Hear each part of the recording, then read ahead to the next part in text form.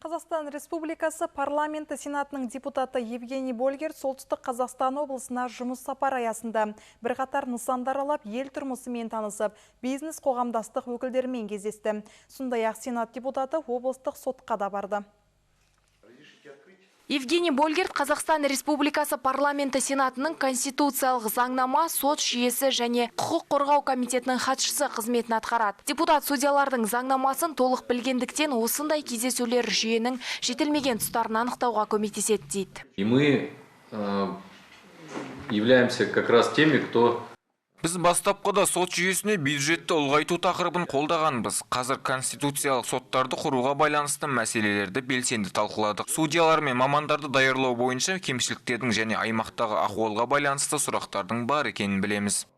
Сенат депутаты қызметкерлерге өздерінің проблемалық мәселелерін айтуды ұсынды. Бүгінде бұл жүйеде әлеуметтік қамсыздандырудың жоқтығы өткір мәселе болып тұр. Отправление правосудия не сможет быть достаточно качественным без...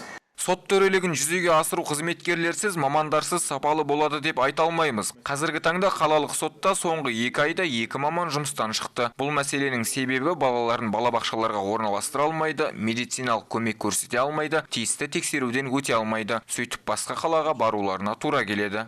Сот жүйесі қызметкерлерінің саны жыл сайын азайып келеді, бірақ оларға артылатын жүк артып барады. Осы мәселе бойынша сот қызметкерлері парламент деңгейінде бұл мәселеге назар аударуды сұрады. Аружан Сакен, Ерлан Жумахан, Наталья Аитова, Қуанар Абдрахманов, жаңалықтар қызметі.